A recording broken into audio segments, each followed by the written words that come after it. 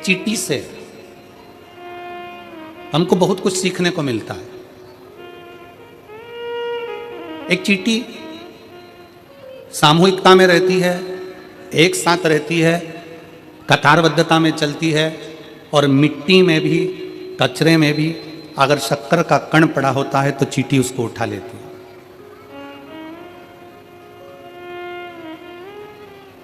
एक चींटी पृथ्वी पर रहने वाले मनुष्यों को यह ज्ञान देती है कि चींटी सामूहिकता में रहती है, तो चींटी यह ज्ञान देती है कि आप और हम सब समूहता में रहें। शायद उत्तर प्रदेश शासन के माननीय मुख्यमंत्री जी श्री योगी जी ने एक नारा दिया जनमानस को कि बटोगे तो कटोगे। माननीय मुख्यमंत्री जी ने एक नारा दिया उत्तर प्रदेश के योगी जी ने कि बटोगे तो कटोगे। ये क्यों नारा दिया? ये चींटी का वो समूह बता रहे हैं कि चींटी जब एक साथ रहती है तो बड़े से बड़े लकड़ी को, बड़े से बड़े कचरे को भी सामूहिकता में उठाकर ले जाती है। जब हम और आप समूह में रहेंगे तो किसी की सामर्थ्यता नहीं कि कोई तुम्हें काट दे। अपनी समूहता,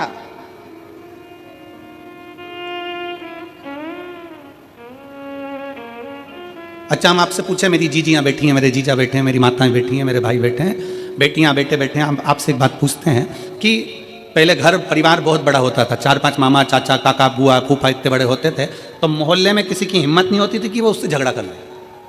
बोलो सही है कि गलत है? अरे जम के तो बोलो जरा, क्यों नहीं झगड़ा करते थे? अरे वो 6 भाई हैं और उसकी 4 बहनें बहुत तेज, और उसकी बुआ मामा रहती है बहुत तेज, और बुआ के बच्चे और तेज। पूरे जगह में सूचना रहती थी कि साहब इतना बड़ा परिवार, इतना बड़ा कुटुंब है, इतने सारे लोग हैं, तो इनसे कोई भिड़ता नहीं था।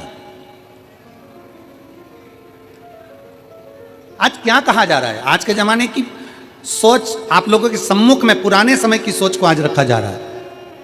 एक चींटी हमको ज्ञान उपदेश देती है कि हम सामूहिकता में रहते हैं तो बड़े से बड़ा कार्य कर लेते हैं। एक चींटी हमें ज्ञान देती है कि हम कतारबद्धता में चलते हैं, एक लाइन में, एक कतार में चलते हैं। एक चींटी हमको ज्ञान देती है कि कचरे के ढेर में भी शक्कर का टुकड़ा, गुड़ का टुकड़ा पड़ा है तो मैं उठा लेती हूँ और लेकर चल देती हूँ। ये चींटी हमको ज्ञान देती है कि सामूहिकता में रहो, अपनी कतार में चलो, अपनी कतार,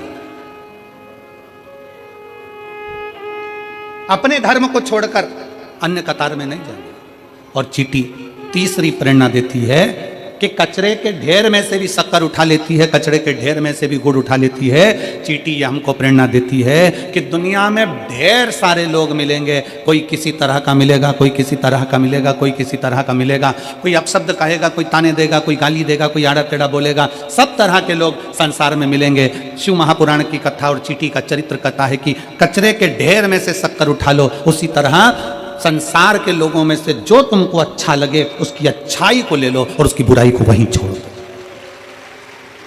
आप अच्छाई ग्रहण करो ना, हम अच्छा तो ले ही नहीं पा रहे।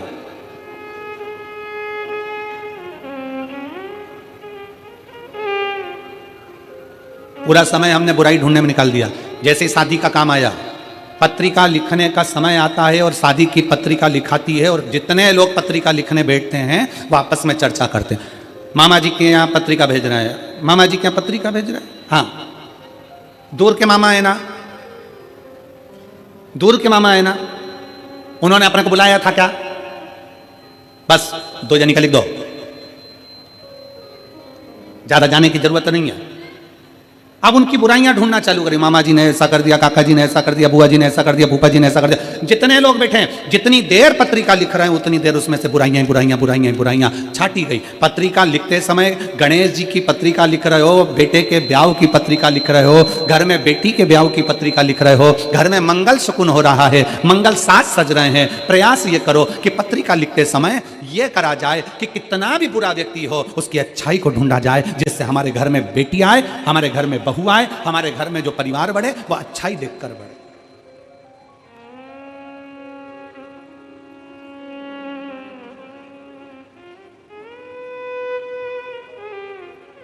हम श्रेष्ठता देखें, चींटी की सामूहिकता। चलो और सरल भाषा में समझ लो, एक चींटी झुंड में है, बहुत सारी चींटी है, उस पर तुम लात रखोगे क्या? जम के बोलो जरा जल्दी से, नहीं। और वो झुंड की चींटी में से एक चींटी अलग निकल गई, बाहर चली गई, साइड में चली गई, और वो तुम्हारे पांव के नीचे आके मर गई। अकेली थी, बट गई, कट गई, अकेली थी। माननीय सांसद महोदय बैठे हैं और मैं साधुवाद दूंगा आपको कि आपके मेरठ क्षेत्र में ये शिव महापुराण की कथा इतने शिव भक्तों के बीच में हो रही है, आपको उसके लिए साधुता है, बहुत बहुत साधुता है। माननीय सांसद महोदय अग्रवाल जी को बहुत बहुत साधुता है। चींटी का झुंड है, उस पर पाँव नहीं रख पाओगे क्योंकि तुम्हें लगेगा कि इतनी सारी चींटियां हैं, नहीं, काट लेगी, आ जाएगी। और अकेली है, पाँव रखा गया, चलेगा, समाप्त हो।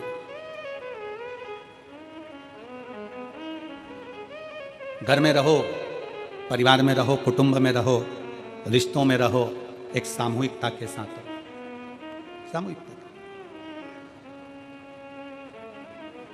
अभी महाराज जी पूरे भारत की ही नहीं, हम विदेश तक की कहेंगे, जो मेरी बहुएं, बेटियां और माताएं सीरियल देखती थी ना, जो टाइम मिल जाता था उस टाइम में, महाराज जी आज की ये स्थिति है कि किसी घर में सीरियल चले ना चले पर शिव महापुराण की कथा जरूर चले। ये शिव,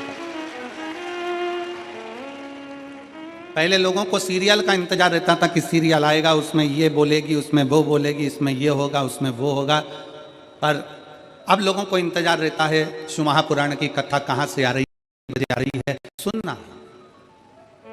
कितने साल से सुन रहे हैं, ये मेरी माताएं बैठी है, कोई को 5 साल, कोई 10 साल, कोई 8 साल, कोई 7 साल, कोई 6 साल, कोई 4 साल, सबको सुनते सुनते हो गए।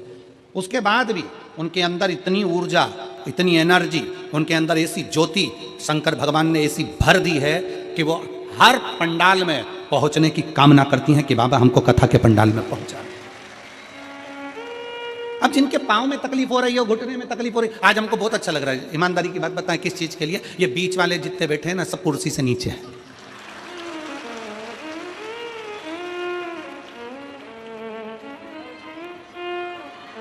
पूछें क्यों? काय के लिए? हमें क्यों खुशी हो रही है? क्योंकि शिव महापुराण की कथा में कई माताएं ऐसी आती हैं जिनके घुटने में बहुत दर्द होता है, और हम भी प्रार्थना करते हैं भोले बाबा से कि बाबा जी, हे मेरे शंकर, ऐसी कृपा करना, जितने पंडाल में आए हैं सबको स्वस्थ रखना, इनकी जो जो तकलीफ होना मेरे शंकर वो सब खींच ले।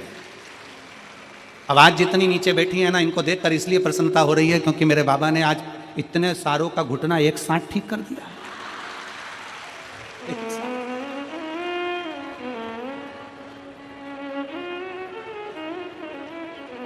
और तेरी लीला का न पाया कोई पार, के लीला तेरी तू ही जाने। आशीष जी एक हमारे मुंबई के यजमान हैं, वो हर कथा में यजमान बनते हैं, काशी में भी बने, ओमकारेश्वर और महाकाल और सीहोर रुद्राक्षोत्सव में हर साल जजमान बनते हैं। और भोले बाबा उनकी जजमानी बनते हैं तो जजमान को ना जाने कहाँ से बाबा देवी देता है। तो आशीष जी उनका नियम है, कथा सुनेंगे, जब स्तुति करने का समय आएगा तब जमीन पर बैठ जाएंगे। तो हमने उनसे पूछा कि जमीन पर बैठते हो और कथा श्रवण कर कर जब स्तुति करने का समय आता है, श्री शिवाय नमस्तुभ्यम बोलने का, तो जमीन पर बैठकर बोलते हो, उसका फायदा क्या है? कहा गुरुजी हम जितनी देर जमीन पर बैठकर श्री शिवाय नमस्तुभ्यम बोलते हैं और अगली कथा के लिए यजमान बनने के लिए बाबा से प्रार्थना करते हैं, तो बाबा हमको सही में जमींदार बना देता है और इतना दे देता है कि अगली कथा में हम वापिस यजमान बने। ये शिव कृपा, ये शंकर की उदारता। एक पत्र है,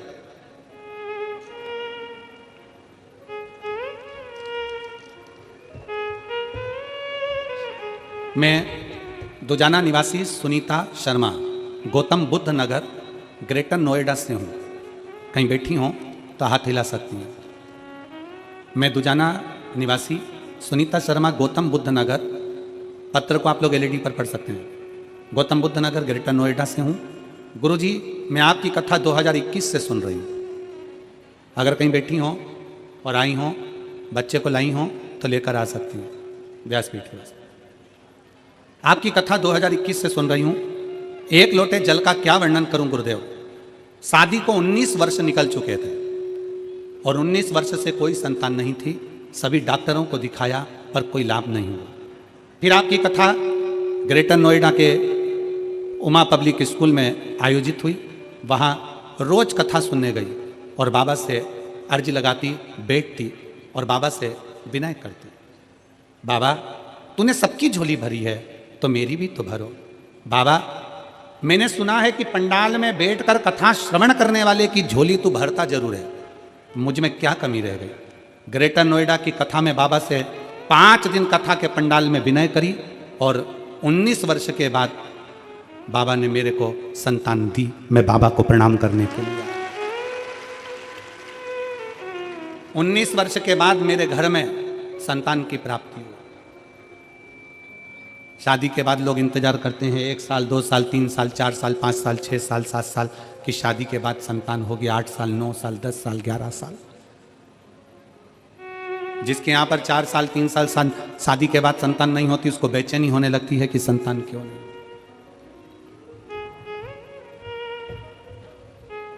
5 साल 6 साल 7 साल 8 साल 10 साल 15 साल 16 साल 17 साल 18 साल 19 साल जिसकी शादी को हो गए हों और औलाद का सुख नहीं होगा तो विचार करना क्या उसने कितना डॉक्टरों का इलाज कराया, कितनी जगह गई, कितनी जगह गोदी भरवाई होगी, कितनी जगह झोली भरवाई होगी, कितनी जगह जाकर विनय करा होगा, निवेदन करा होगा।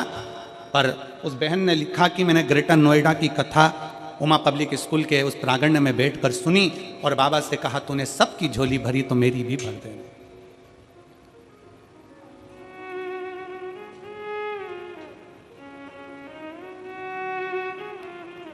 खाली न जाता कोई दर से तुम्हारे, खाली न जाता कोई दर से तुम्हारे, मैं भी खड़ी हूँ नन्ही बाहें पसारे, अपने हृदय से लगा लो गिरा जा रहा हूँ उठा लो भोले अपने दर से अब तो न टालो, गिरी जा रही हो उठा लो। आप जिस भाव से भगवान से प्रार्थना करते हो, जिस हृदय से शिव से अपने मन की बात करते हो, इस कथा में हमारा एक नियम है हर कथा का कि अपने डेरे से जहाँ हम ठहरते हैं वहाँ से चलकर जहाँ कथा स्थल पर आते हैं, दोनों जगह हर जगह एक ही बात जरूर करते हैं, ए बाबा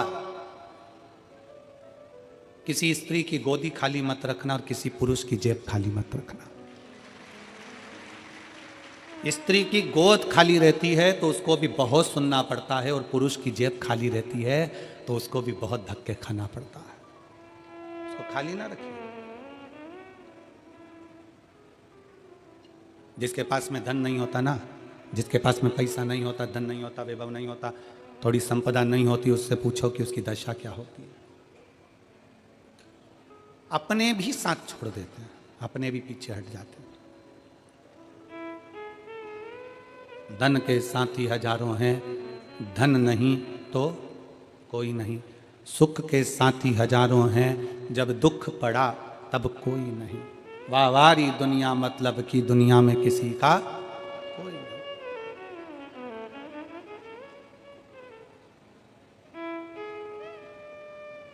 शिव के प्रति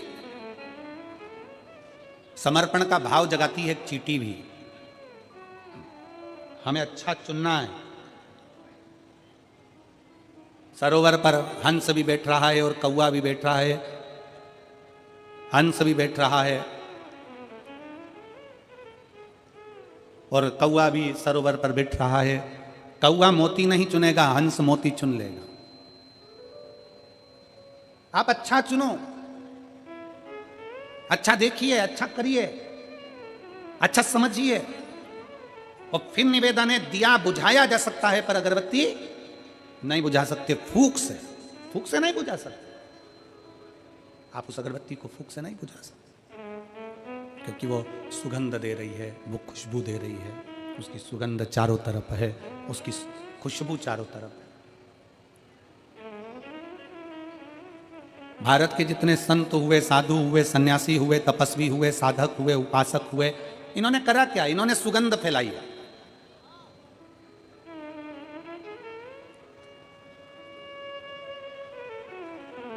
जगतगुरु शंकराचार्य जी ने जब पृथ्वी पर प्रकटे, जगतगुरु शंकराचार्य जी जब इस भूमंडल पर आए, पृथ्वी पर आए, तो जगतगुरु शंकराचार्य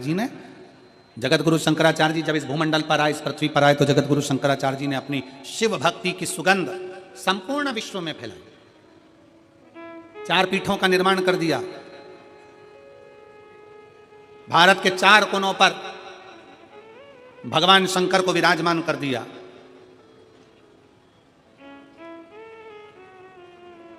कहीं रामेश्वर है, कहीं सोमनाथ है, कहीं केदारनाथ है, कहीं स्वयं मेरा शिव महाबलेश्वर के रूप में विराजमान है। 4 कोनों पर, 4 जगह पर भगवान शंकर को विराजमान करा, 4 पीठ का निर्माण करा। शंकर भगवान 4 जगह पर विराजमान हो गए। 4 स्थान ऐसे नियुक्त कर दिए जहां शिव बैठा।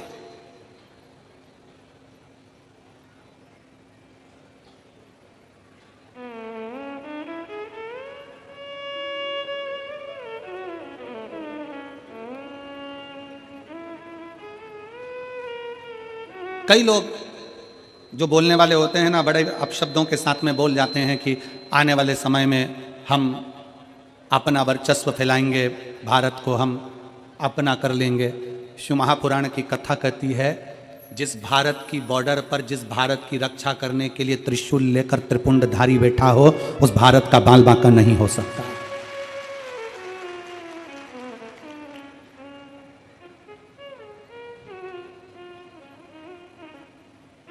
उस भारत का बाल बांका नहीं हो सकता जहां पर त्रिपुंडधारी, त्रिशूलधारी, त्रिनेत्रधारी शंकर चारों तरफ बैठे हैं। कहीं केदार के रूप में, कहीं सोमेश्वर के रूप में, कहीं रामेश्वर के रूप में, कहीं महाबलेश्वर के रूप में।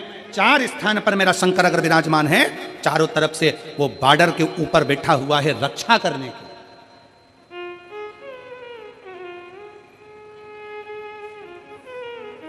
वो तो कहीं कहीं के होते हैं जो शब्दों का खेल कुछ घुमा कर कहना चाहते। एक व्यक्ति एक जगह पर बात कर रहा था कि बताओ, महाराज जी कहते हैं कि शंकर जी हैं, महाराज जी कहते हैं भगवान है, महाराज जी कहते हैं भगवान है। शंकर जी को 1 लोटा जल चढ़ाओ, शिव जी के मंदिर जाओ, भगवान की भक्ति करो, भगवान की उपासना करो, भगवान की विरल भक्ति को धारण करो, भगवत भजन करो।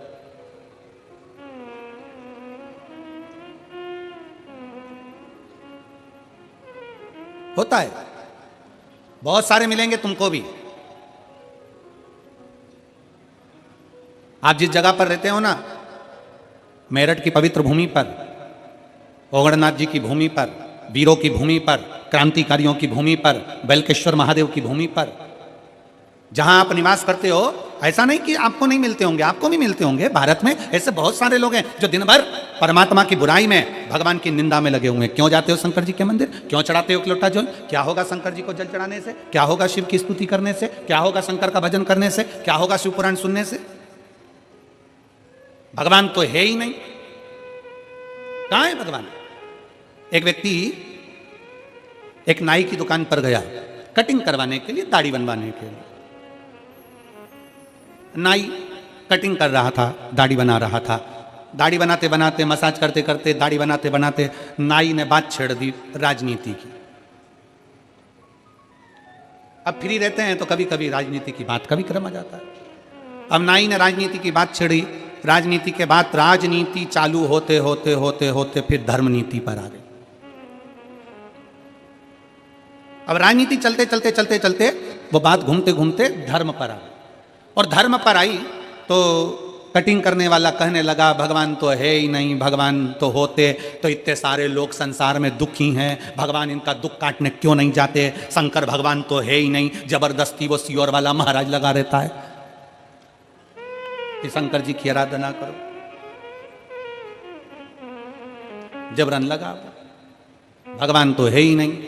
भगवान होते तो इतने सारे का दुख नहीं काट देते, भगवान होते तो इतने सारे की तकलीफ नहीं काट देते। नाई बोलने लगा, कटिंग करवाने वाला कटिंग करवा रहा था, दाढ़ी बनाने वाला दाढ़ी बनवा रहा था। अब कटिंग पूरी हो गई, कटिंग करवाने वाला उठा, वो शंकर जी को बहुत मानता था, निंदा नहीं सुन पाया और उसके मन में गुस्सा भरा गया। गुस्सा भरा गया इसका मतलब ये नहीं कि गाली दे देगा, गुस्सा भरा गया इसका मतलब नहीं कि अपशब्द कर देगा। उठकर बाहर जाने लगा। जैसे ही बाहर जाने लगा, उसका पैसा देकर बाहर निकलते से ही उसने तुरंत नाई को बुलाया और बुलाकर कहा, सामने एक व्यक्ति निकल कर जा रहा है, उसके बड़े बड़े बाल हो रहे हैं, भिखारी जैसा लग रहा है, गंदा सा दिख रहा है। नाई से कहा, इसके कटिंग कर दे, इसके बाल काट दे, इसकी दाढ़ी बना दे। नाई बोला, काय को बनाऊं? मेरी चौखट पर आए, मेरी दुकान पर आए, मुझसे कहे कि कटिंग करो तो कटिंग करूंगा, मेरे से कहे दाढ़ी बना तो दाढ़ी बनाऊंगा, मैं क्या इसके पीछे पीछे जाकर बनाऊंगा? मैं क्या इसके पीछे पीछे जाता रहूंगा? मेरे पास आकर बोलेगा तो कटिंग करूंगा, मेरे पास आकर बोलेगा तो दाढ़ी बनाऊंगा, मैं किसी के पीछे पीछे जाकर कटिंग और दाढ़ी नहीं बनाता। बस उस व्यक्ति ने नाई से कहा कि अभी तुम कह रहे थे कि भगवान जाकर इनके दुख काट दे। उस व्यक्ति ने नाई से कहा कि जैसा तू कह रहा है कि मेरी चौखट पर आएगा तो कटिंग करूंगा, मेरी चौखट पर आएगा तो दाढ़ी बनाऊंगा, भगवान भी यही कहता है। भगवान भी यही कहता है कि तू मेरे पास आ, भगवान भी यही कहता है तू मेरी चौखट पर आ, भगवान भी कहता है तू मेरे दरवाजे पर आ, अगर तू मेरे दरवाजे पर आएगा तो मैं तेरा दुख काटूंगा जरूर। जैसे नाई की दुकान पर जाओगे तो बाल काटेगा, उसी तरह कपड़े की दुकान पर जाओगे तो कपड़ा भी वो काटेगा, मना नहीं है। उसी तरह उस परमात्मा के दरवाजे पर जाओगे, एक लोटा जल लेकर शंकर जी की शरणागति में जाओगे, एक लोटा जल लेकर शंकर जी के पास में पहुंचोगे, एक लोटा जल लेकर शिव की स्तुति करने जाओगे, उसकी दरवाजे पर एक लोटा जल समर्पित करने के लिए जाओगे तो ये निश्चित है वो दुख काटेगा जरूर, सारी समस्या का हल एक लोटा जल। अजब, दुख क्यों ना काटेगा? काटेगा।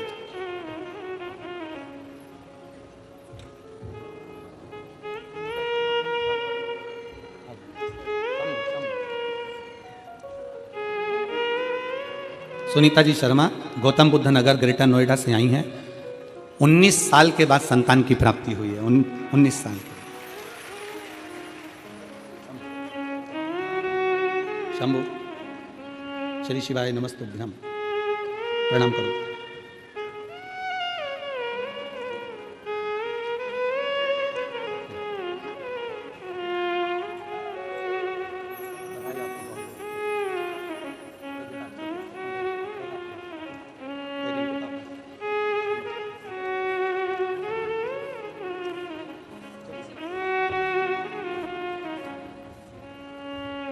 उन्नीस वर्ष के बाद संतान की प्राप्ति हुई। एक बार जोरदार ताली बजाकर स्वागत वंदन अभिनंदन।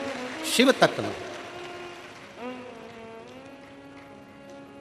आप उसके दरवाजे तक जाओ, आप उसकी चौखट तक जाओ, आप उसके द्वार तक पहुंचो तो, और जब आप उसकी चौखट तक पहुंचोगे, स्पीकर नहीं चल रहे हैं, आके सुनो पहले इसको। जब आप उसकी चौखट तक पहुंचोगे, आगे के चल रहे हैं 2 और ये 4 नहीं चल रहा है। जब आप उसके मंदिर तक जाओगे, उसकी चौखट तक जाओगे, उसके द्वार तक जाओगे तो वो सुनेगा, दुख काटेगा। जाना पड़ेगा। आप सबसे पूछें, मेरी जीजियों, मेरे जीजाओं, बेटियों, बेटाओं, मेरी माताओं, मेरे भाई, जब से आप शंकर भगवान को एक लोटा जल चढ़ाना चालू करे हो, वो तारीख से आज तक विचार करना कि बाबा ने तुमको पीछे नहीं सरकाया, आगे ही बढ़ाया। तुम्हें पीछे नहीं सरकाया, बाबा ने तुमको आगे ही बढ़ाया, नजदीक लेकर आए, अपने करीब लेकर आए। और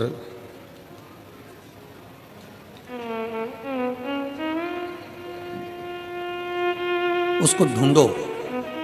संसार में आए हो ना, तो उसको थोड़ा सा ढूंढने का प्रयास करो, मिलेगा। जिस दिन कथा सुनने को ना मिले, जिस दिन शंकर जी के मंदिर में एक लोटा जल चढ़ाने नहीं जा पाओ और तुम्हारे दिल में अगर बेचैनी हो, तो समझ लेना कि तुम शंकर की बेटी और बेटे हो गए, तुम शिव के बेटे। क्योंकि उससे मिले बिना तो एक क्षण नहीं रह पाता, एक क्षण। वो कहते हैं ना, फूलों की कलियों में, काशी की गलियों में, तेरे बिना कुछ कहीं ना, तेरे बिना भी क्या जीना, ओ शंभू रे, तेरे बिना भी क्या जीना, ओ बाबा रे, तेरे बिना भी क्या जीना। फूलों की कलियों में, काशी की गलियों में, फूलों की कलियों में, काशी की गलियों में, तेरे बिना कुछ कहीं ना, तेरे बिना भी क्या जीना, ओ शंकर रे, तेरे बिना भी क्या जीना, ओ शंभू रे, तेरे बिना भी क्या जीना।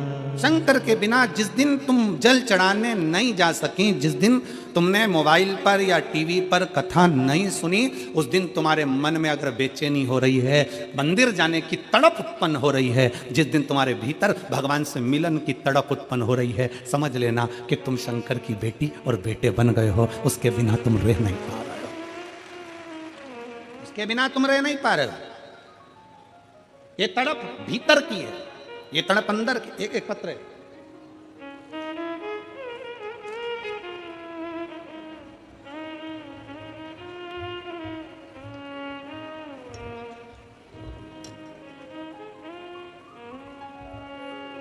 मैं निशु कुमार जिला हापुड़ का रहने वाला हूँ। कहीं बैठे हो निशु कुमार हापुड़ से, तो एक बेलपत्र लेने के लिए आ सकते हो, हाथ हिला सकते हो। मैं निशु कुमार जिला हापुड़ से रहने वाला हूँ। मैं बाबा को पत्र के माध्यम से बताना चाहता हूँ कि ग्रेजुएशन करने के बाद पहला कंपटीशन ग्राम पंचायत अधिकारी का 2018 में दिया। 2018 में ग्राम पंचायत अधिकारी का मैंने एग्ज़ाम दिया, जिसमें असफल रहा। उसके बाद काफ़ी कंपटीशन एग्ज़ाम दिए, हर बार 2-3 नंबर से रह जाता। मेरी माता शिव मंदिर जाती थी, किसी ने उनसे शिव पुराण कथा के बारे में बताया और माता टीवी के माध्यम से कथा सुनने लगी। माता ने मुझे शिव मंदिर जाने को कहा, मैं भी कथा सुनना नित्य मंदिर जाने लगा। मैंने 2 बार पशुपतिनाथ का व्रत रखा। 2018 में जो पेपर हुआ था, अखबार में आया कि दोबारा पेपर होगा। मैं शंकर के मंदिर जाना चालू करा और बाबा ने ऐसी कृपा करी कि जो अखबार में आया कि जो 2018 में पेपर दिया था वो दोबारा से होगा, और दोबारा से पेपर होगा। अखबार में आया, सुनने में आया तो पेपर लीक हो गया और 2022 और 23 में दोबारा पेपर होगा। मैंने महादेव से कहा, प्रभु इस पेपर में ज़रूर मुझे पास कर देना। मैंने अपनी पढ़ाई को तेज कर दिया। जैसा गुरुजी आप कहते हो कि कर्म प्रधान है, अभी तक जितने पढ़े उससे 4 गुना पढ़ाई करो। अभी तक जितनी मेहनत करी उससे 4 गुना ज़्यादा मेहनत करो। अभी जितना पढ़ रहे हो इससे 4 गुना ज़्यादा पढ़ो, अच्छी मेहनत करो। अभी तक जितना पढ़ा उससे अधिक गुना पढ़ो। और हमने पढ़ाई को तेज कर दिया। महादेव का नाम लेकर दिसंबर 2023 में आगरा पेपर देने गया और मेरा परिणाम 2024 सितंबर माह में आया। भोले बाबा की कृपा, एक बेलपत्र, एक शहद का प्रयोग, हापुड़ में ही ग्राम पंचायत अधिकारी बनने का मौका मिल गया और बाबा ने मुझे ग्राम पंचायत अधिकारी बना दिया। एक लाइन अच्छी लिखी आप और हम गुनगुनाते हैं। बखान क्या करूं मैं राखों के ढेर का, चपटी भभूत में खजाना कुबेर का। हे गंगाधार मुक्ति द्वार ओमकार तू, भोले ओमकार तू। आयो शरण तिहार शंभु कार तू। उस बेटे ने अपनी माता के कहने पर शिव महापुराण पर भरोसा कर कर अपनी विद्या को 4 गुना बढ़ाया, अपने कर्म को 4 गुना बढ़ाया, अपने अध्ययन को 4 गुना बढ़ाया।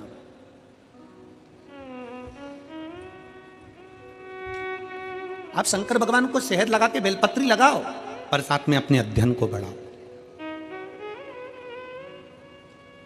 दुनिया के लोगों ने बेलपत्री और शहद को हंसी के पात्र में लिया, और उनसे पूछो जो शहद और बेलपत्री लगाकर अपने विद्या धन को जो प्रबल कर कर जाते हैं तो बाबा कितनी कृपा करता है। पहले दुनिया के लोगों ने हंसी में लिया कि एक लोटा जल सारी समस्या का हल, ये क्या हो सकता है। पर ये इतने इतने पत्र जो नीचे भरे पड़े हैं, पत्रों की कोई संख्या कम है हापुड़ नगर में? जरा देखिए, अभी तो 5वां दिन है, 7 दिन में बाकी है।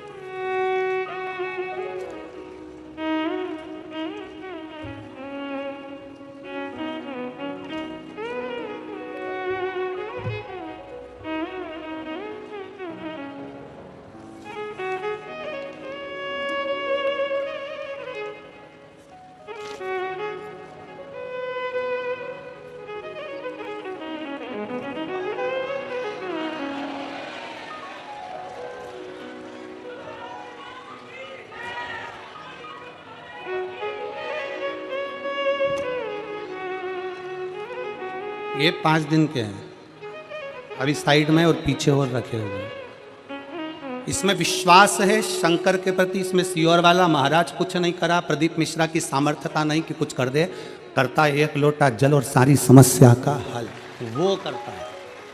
इसमें किसी की सामर्थ्यता नहीं है, इसमें किसी की सामर्थ्यता नहीं हो सकती कि कोई कुछ कर ले। इन पत्रों में हजारों भक्तों का, शिव भक्तों का एक विश्वास जुड़ा हुआ है। इन पत्रों में हजारों शंकर के भक्तों का एक विश्वास दड़ी बनकर विराजमान, और इतना आस और विश्वास से कहते हैं कि आप लोग भी कथा के पंडाल में बैठकर शिव महापुराण की कथा सुन रहे हो, 3 महीने में ये विश्वास है हमारा शंकर के प्रति कि आपका भी पत्र किसी व्यासपीठ पर जरूर पहुंचेगा। वो खाली नहीं छोड़ता, उसका नियम ही यही है कि कोई आया है, और सीधी सीधी बात है, तुम किसी के यहाँ गए हो, कोई पहचान वाले के यहाँ शादी में गए हो तो लिफाफा दोगे, और रिश्तेदारी है तुम्हारी उस शादी में तो वो विदाई भी तुमको देगा, साड़ी देगा, लिफाफा देगा। मामा जी के यहाँ गए हो, भांजी आई है, कुछ तो देना ही पड़ेगा, बेटी आई है, कुछ तो देना ही पड़ेगा। अपने मायके में शादी में जाते हो तो मायके से कुछ देते कि नहीं देते? बोलो ईमानदारी की बात बोलो, देते कि नहीं देते? तो तुम अपने बाप के घर में जाते हो तो बाप विदाई जरूर देता है, तो शिव महापुराण में आते हो तो शंकर विदाई जरूर देता है। इसीलिए 6ठे दिन की कथा और 7वें दिन की कथा लोग झोली फसार फसार कर आते हैं कि हमें देगा, हम बाप के घर पर जा रहे हैं, अपने पिता के दरवाजे पर जा रहे हैं। इसलिए 6ठा और 7वां दिन लोग झोली फसार कर मांगने के लिए आते हैं कि बाप खाली नहीं छोड़।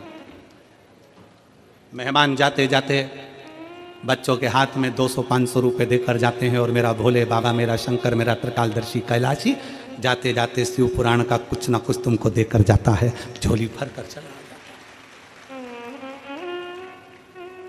खाली नहीं छोड़ता।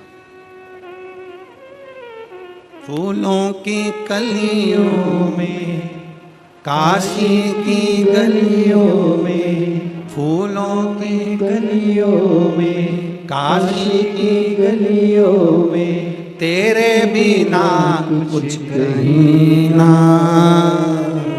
तेरे बिना भी क्या जीना, ओ बाबा रे,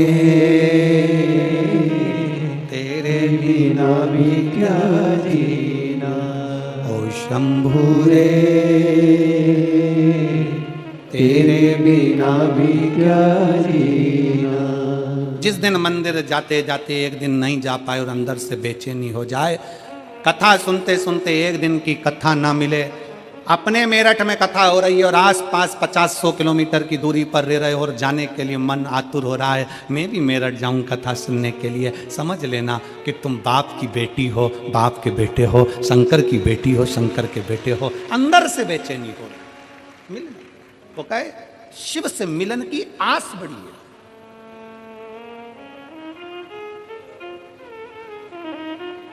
शिव से मिलन की आस, विश्वास की प्रबलता बड़ी है। कितना सुंदर एक चरित्र है तारकासुर के बेटों का।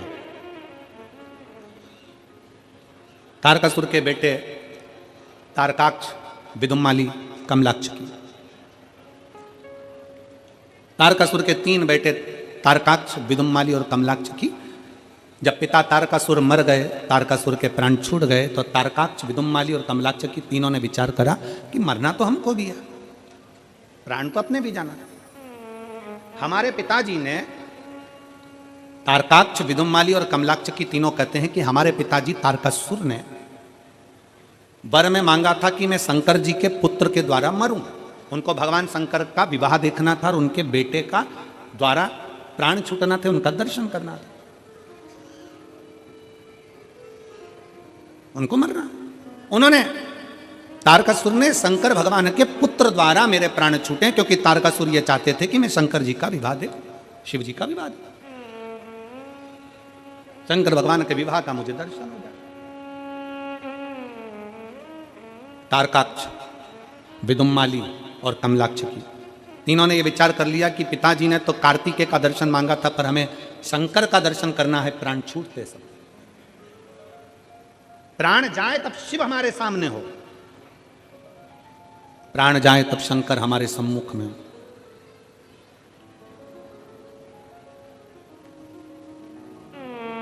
कई माताएं अपने अपने भजनों में उसको गाती रहती हैं कि भजन करता छूटे जी मारा प्राण, ओ जी मारा सांवरी। और कई माताएं भजन में गाती रहती हैं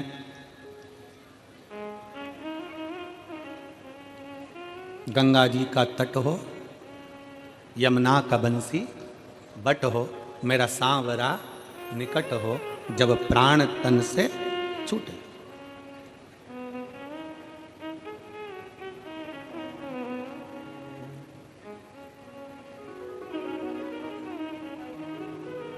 कई माताएं गाती हैं, कई माताएं स्मरण में लेती हैं, और सब विनय करते हैं कि आखिरी समय में अंत समय प्रभु आना पड़ेगा, वचन दिया तो निभाना पड़ेगा, आए ना आए प्रभु कुटुंब कबीरा, अंत समय प्रभु आना पड़ेगा, वचन दिया तो निभाना पड़ेगा। कईयों के मन में भाव जागृत होता है कि अंत समय में परमात्मा हमारे करीब में आए, हमारा अंतिम समय सुधर जाए, हमारा अंत क्षण सुधर जाए। और फिर निवेदन है, जवानी को सुधारने के लिए बचपन सुधारना पड़ेगा। क्या सुधारना है? जम के बोलो जरा। बचपन। बचपन सुधरा तो जवानी सुधर जाएगी, जवानी सुधरी तो अधेड़ी सुधर जाएगी, और अधेड़ी सुधरी तो बुढ़ापा सुधर जाएगा। ये सुधारने की सीढ़ी है। अब कई लोग तो कहते हैं कि अभी कोई हमारा भजन करने की उम्र है, अभी तो हमारे को कोई कथा सुनने की उम्र है, अभी तो हमारी क्या कथा सुनने की उम्र है, भजन करने की उम्र है। होता है एक पति ने पत्नी को गले का हार दिलाया, नेकलेस, बड़ा सुंदर हीरो का, 50 लाख रुपए का, और हीरे का हार दिलाया, और पति ने पत्नी से कहा पहन ले। पत्नी बोली अभी नहीं पहनूंगी। पहन लेना तो क्या हुआ पहनने में, अभी नहीं पहनूंगी। तो फिर देवर के लड़के की शादी होगी ना, उस दिन पहनूंगी। ठीक है, शादी की सालगिरह आ गई, पति ने फिर पत्नी से कहा आज तो अपन दोनों की शादी की सालगिरह में तुझे घुमाने ले गया था, वहां से मैंने तुझे नेकलेस दिलाया था, वो पहन ले। पत्नी बोली अभी नहीं पहनूंगी, अभी जरा देवर के लड़के की शादी होगी तब पहनूंगी। और देवर के लड़के की शादी होना थी मार्च में, और जनवरी में निपट गई।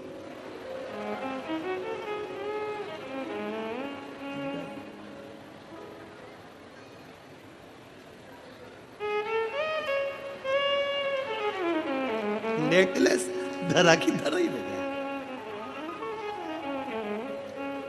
चिता पर, अर्थी पर उसको लेटाया गया। सारा श्रृंगार पति कर रहा था, मांग में सिंदूर भर रहा था, हाथ में मेहंदी लगा रहा था, पाँव में महावुर लगा रहा था, बड़ा सुंदर श्रृंगार पति कर रहा था। रोते रोते पति अलमारी में खोलकर नेकलेस लेकर आया, और नेकलेस लेकर आकर पति पत्नी को पहनाने लगा। दोस्त रोते रोते बोले क्या पागलपंती कर रहा है, इतना महंगा नेकलेस पत्नी मर गई, उसके अर्थी पर पिना रहा है। पति रोता रोता बोला, इससे मैं कह रहा था पहन ले पहन ले पहन ले, और ये हमेशा कहती थी जब पहनूंगी जब पहनूंगी जब पहनूंगी। इसको क्या मालूम था कि मौत का कोई ठिकाना नहीं होता है, जो जिंदगी जियो खुश होकर जियो। कथा कह रही है मेरठ की जीजियों, जितनी साड़ी रखी है सब पहन लो।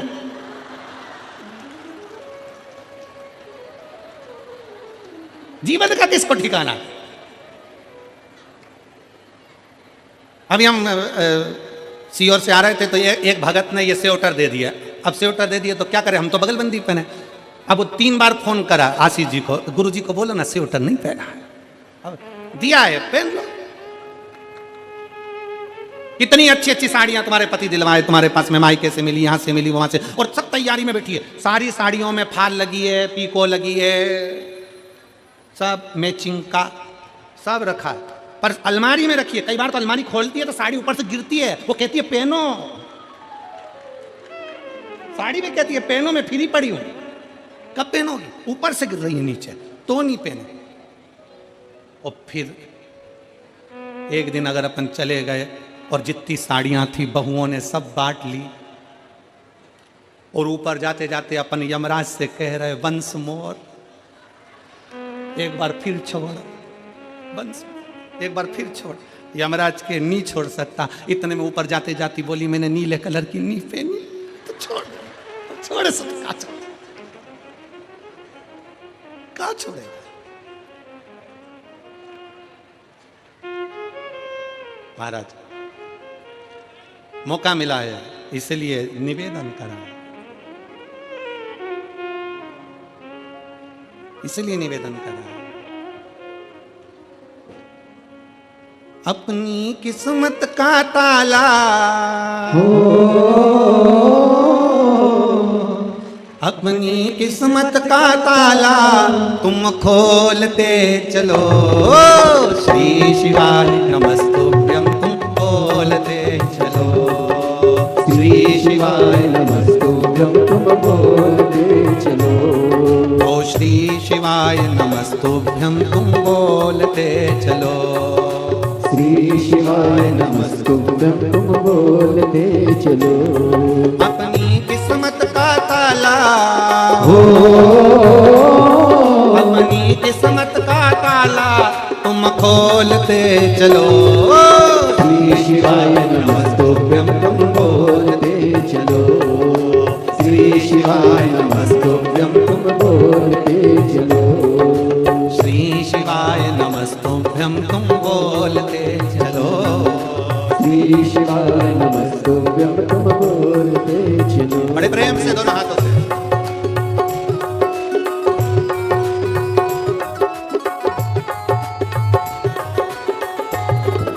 शंभो।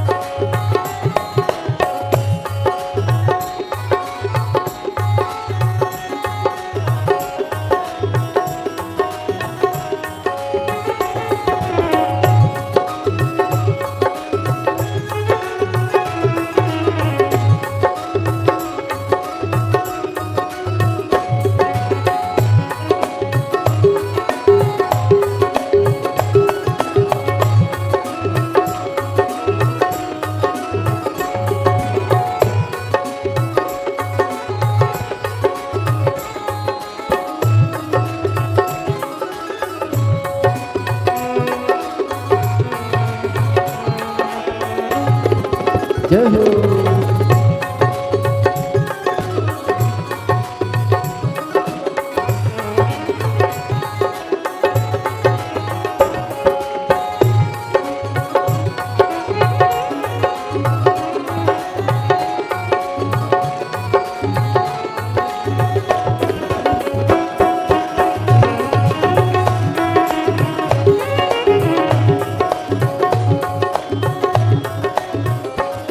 समझाना बड़ा मुश्किल है, समझाना बड़ा मुश्किल है, आखिर वो दर्द दिल है,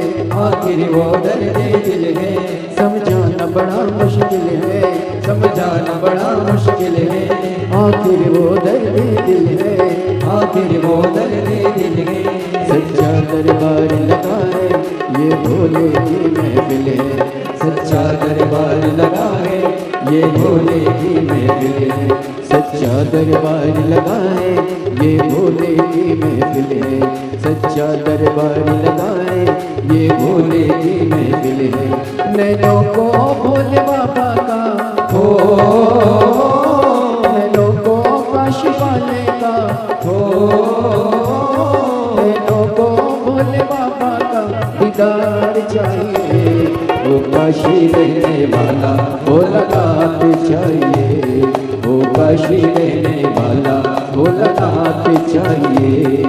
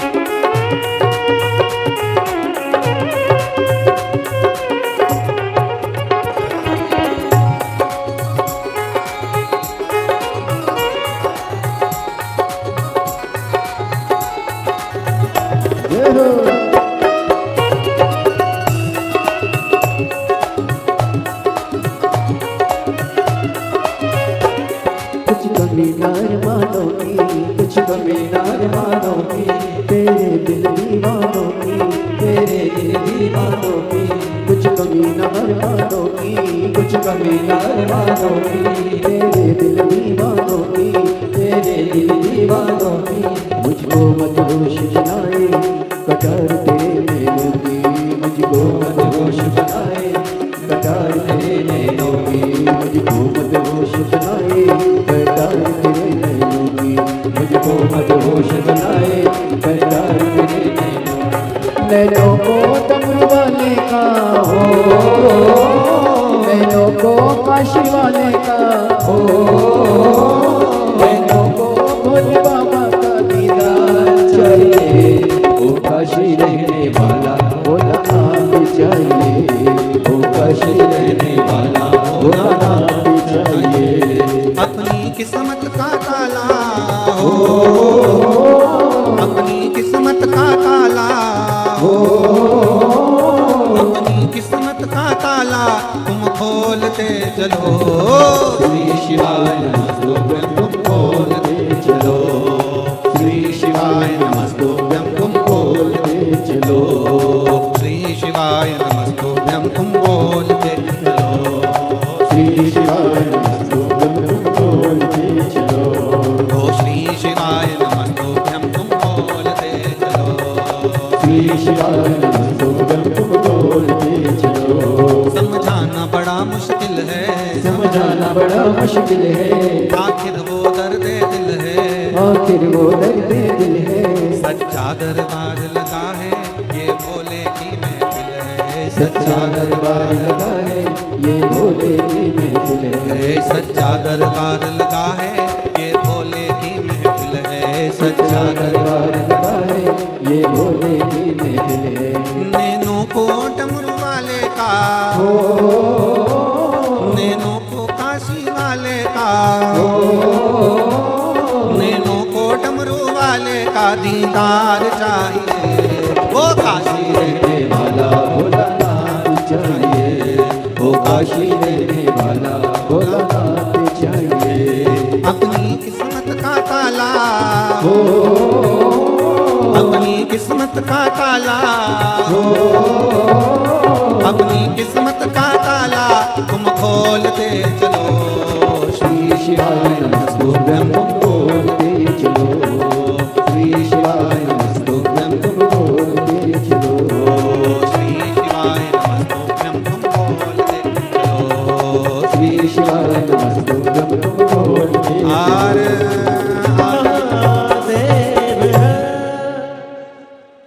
भगवान शंकर से मन की बात बड़े भाव के साथ दिल से प्रार्थना करिएगा, भाव से बाबा से विनय करिए, विनती करिए भगवान शंकर से दिल से। जहाँ जगह मिले वहाँ बैठकर भगवान शंकर ओगड़दानी त्रिकालदर्शी कैलाशी विनाशी भगवान शिव से अपने मन के भाव अवश्य कहिए। जहाँ जगह मिले वहाँ बैठो और भगवान शिव से अपने मन की बात बड़े भाव के साथ हृदय से प्रार्थना करिए। ये बक्से नहीं चल रहा है, इन बक्सों को चेक करेगा। भगवान शंकर से अपने मन की बात बड़े भाव के साथ दिल से प्रार्थना करिए, हृदय से विनय करिए। सब लोग साथ में बोलेंगे, भगवान से विनय करेंगे, निवेदन करेंगे।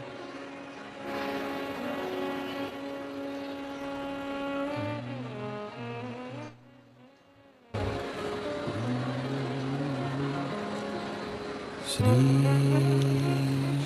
शिवाय नमस्तुभ्यं। श्री शिवाय नमस्तुभ्यं। श्री शिवाय नमस्तुभ्यं। श्री शिवाय नमस्तुभ्यं। श्री शिवाय नमस्तुभ्यं। भोला सब दुख काटो हमारा, ओ भोला सब दुख काटो हमारा। शिव शंकर जपो तेरी माला, भोले बाबा जपो तेरी माला। भोला सब दुख काटो हमारा, ओ भोला सब दुख काटो हमारा।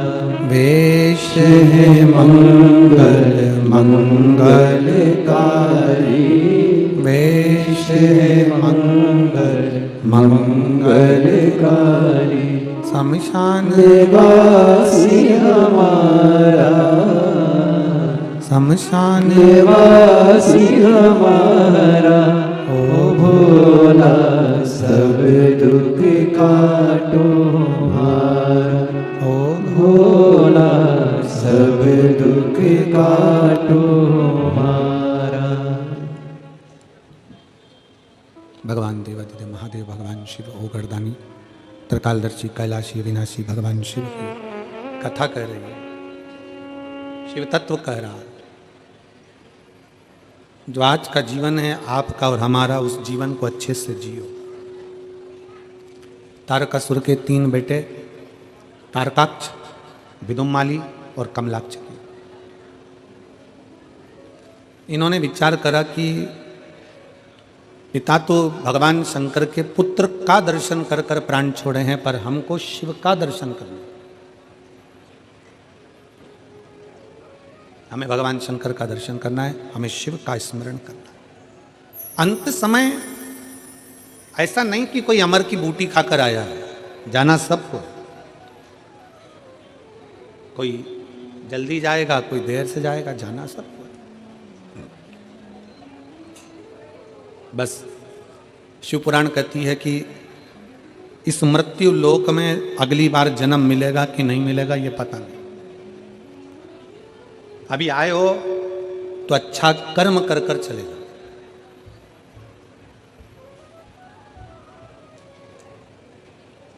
कुछ अच्छा करने का प्रयास करो।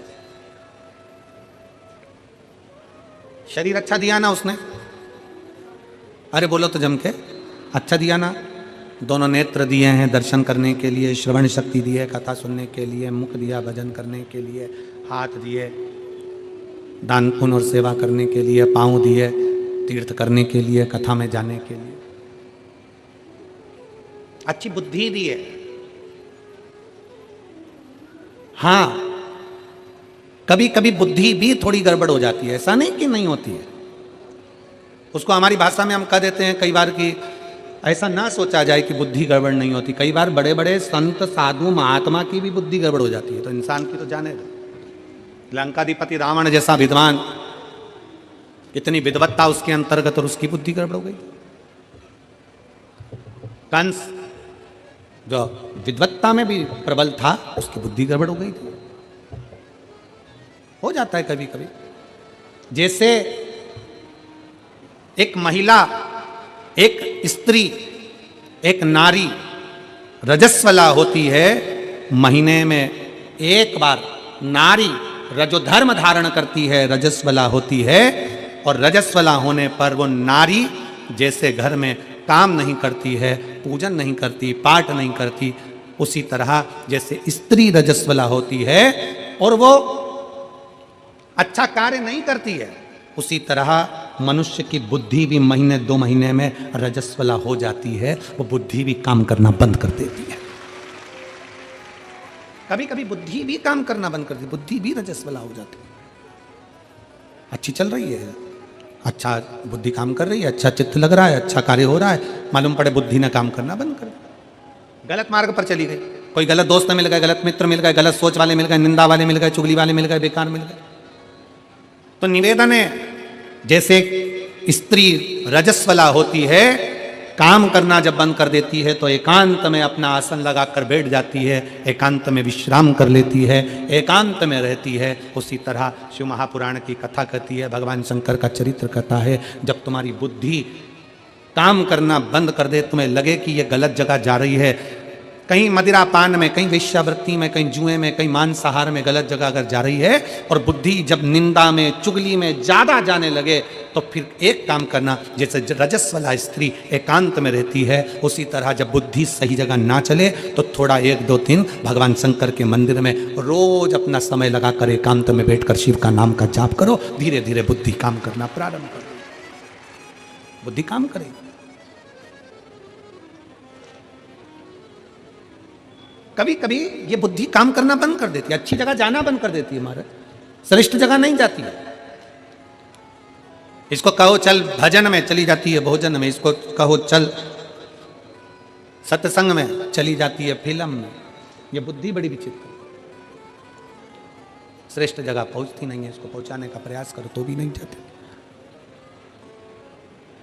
और फिर निवेदन है आप सबको, मेरठ के एक एक श्रोता भाई बहनों को, शिव भक्तों को, शंकर जी के ये अविरल भक्त जो लाखों की संख्या में पहुंचे हैं, पंडाल में जगह नहीं, पंडाल के बाहर बैठे हुए हैं, ऐसे शिव भक्तों को मैं नमन करते हुए कहता हूं, आज भोले बाबा ने, भगवान शंकर की कृपा से, ओघड़नाथ बाबा की कृपा से आपकी बुद्धि श्रेष्ठ जगह पर तुमको लेकर आई है, मतलब कुछ अच्छा करना चाहती है, श्रेष्ठ है बुद्धि। कई लोग कहते हैं गुरुजी कथा सुनने से कुछ हो सकता है क्या, कथा सुनने से कुछ मिलेगा क्या, कथा सुनने से कुछ प्राप्त होगा। हम उनसे कहते हैं कुछ नहीं मिलेगा, कम से कम 3 घंटे कथा में बैठोगे तो लोगों की बुराई तो नहीं करोगे, उतना ही बहुत है।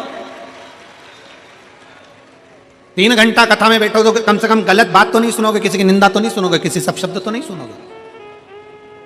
3 घंटा कथा में बैठोगे तो आड़े टेढ़े काम तो नहीं करोगे। 3 घंटा कथा में बैठोगे अपनी इंद्रियों को संयमित करोगे, इंद्रियों को संयम। कितना संयम है। लोग कहते हैं संत बड़े, लोग कहते साधु बड़े, लोग कहते तपस्वी बड़े, लोग कहते साधक बड़े, लोग कहते उपासक बड़े। और कुंभज बाबा अगस्त ऋषि भगवान शंकर के सामने कहते हैं कि सबसे बड़ा होता है कथा को सुनने वाला श्रोता, सबसे बड़ा होता है कथा को श्रवण करने वाला श्रोता, कथा सुनने वाला श्रोता सबसे बड़ा होता है, कथा श्रवण करने वाला श्रोता बड़ा होता है। और कितनी संख्या में, कितना, जरा विचार करिए मेरी जीजियों। आप लोग तो ये हो सकता है कि यहाँ जो कथा में आगे बैठे हैं, हो सकता है कि 1 बजे कथा चालू हुई होगी तो 1:30 बजे आए होंगे, 2 बजे आए होंगे, 2:30 बजे आए होंगे, हो सकता है कि 12 बजे आए होंगे, 1 बजे आए होंगे। पर ये पंडाल में बैठी हुई मेरी जीजियाँ, मेरे जीजा, मेरी माताएं, मेरी बेटियाँ, बेटा सवेरे 7 बजे से एक जैसा नहा धो के थोड़ा सा नाश्ता पानी कर कर अपना आसन लगा कर बैठते हैं, शाम के 5 बजे तक इंतजार करते रहते हैं, अपनी इंद्रियों को संयमित रखते हैं। ना वॉशरूम जाना, न पानी भी उतना पिएंगे जितना लगे शरीर को, ज़्यादा पी लेंगे तो वॉशरूम जाना पड़ेगा, कहीं बाहर ना जाना पड़ जाए। इंद्रियों को संयमित करा है, साधा है। अपनी इंद्रियों को साधा, और इतना साधा इंद्रियों को कि कथा में बैठते हैं उस समय पर अपना चित्त, अपना मन नयन कथा में, श्रवण कथा में, वाणी कथा में, चित्त कथा में, हृदय कथा में, सब कथा में लगा। क्या मिलता है कथा में जाने से? तो कहा संत साधु हम नहीं बन सकते, हम तपस्वी, हम साधक, हम उपासक नहीं बन सकते, हम बहुत बड़े सन्यासी साधु तपस्वी नहीं बन सकते, कम से कम एक श्रेष्ठ श्रोता तो बन सकते हैं, बस इतना बनकर वो भी बहुत है, बहुत। उसके आश्रित तो हो गए। तारकासुर के 3 बेटे तारकाक्ष, विदुमाली, कमलाक्ष, चक्की ने विचार कर लिया, तीनों ने मन बना लिया और तीनों विचार में लग गए कि अपने को भगवान शंकर का दर्शन करना है। वर किससे मांगना है? ब्रह्मा जी से। वर मांगा ब्रह्मा जी से, ब्रह्मा जी का तप करा, साधना करी और वर मांगा। ब्रह्मा जी ने पूछा क्या चाहिए? कह दिया हम तीनों कभी मरे ना। भगवान ने कह दिया ब्रह्मा जी ने, ये तो हो नहीं सकता कि तुम मरोगे नहीं, मरना तो पड़ेगा और मृत्यु निश्चित है, आएगी जरूर, एक ना एक दिन तुम्हारे प्राण जाएंगे जरूर। कोई तुमसे कह देना कि मेरे पास आकर बैठ जाओ, मैं तुम्हारे को दुख नहीं आने दूंगा, समझ लेना पक्का बेवकूफ बना रहा है, पक्का बेवकूफ बना। ऐसा हो ही नहीं सकता। संसार में जन्म लिया है तो दुख तो साथ में लिखा कर लाए।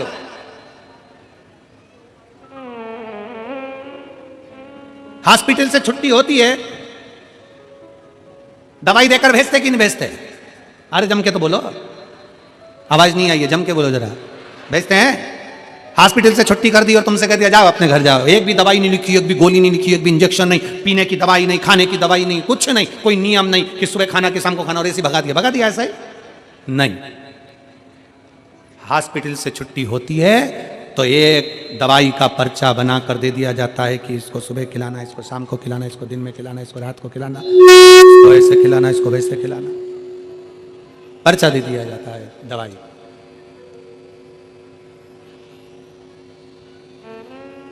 हॉस्पिटल से छुट्टी हुई और तुम्हारे हाथ में एक पर्चा थमा कर भेज दिया गया। एक पर्चा दे दिया हॉस्पिटल से कि इस दवाई को सुबह दोपहर शाम में तुम्हें लेना है, इस दवाई को तुम्हें लेना है। उसी तरह हम जब प्राण त्याग कर 83,99,999 योनियां काट कर जब हम ऊपर जाते हैं, और हमने 83,99,999 योनियां काटने के बाद जो कर्म करा होता है, उस कर्म का भोग जब हम ऊपर भोगते हैं, कर्म का भोग भोगने के बाद हमारी ऊपर से छुट्टी हो जाती है, हम पृथ्वी पर 84,00,000वें नंबर की योनि, मनुष्य की योनि पाते हैं। तो ऊपर से अपने मस्तक की रेखा पर एक दवाई का पर्चा लिखकर भेज दिया जाता है कि इतने साल के होगे तब तुम्हें ये दुख आएगा, इस समय पर ये तकलीफ आएगी, ऐसा कष्ट आएगा, फिर तुम्हें अच्छा परिवार, अच्छा पत्नी, अच्छा घर सब मिल जाएगा, भोजन भी मिलेगा, घर भी मिलेगा, सब कुछ मिलेगा। पर तकलीफें ये दवाई की तरह है जो भाग्य में लिखा कर लेकर आए हैं। तो जैसे हॉस्पिटल से आने के बाद भी दवाई खाना पड़ती है, ऊपर से आने के बाद भी कर्म का दंड यहाँ भोगना पड़ता है।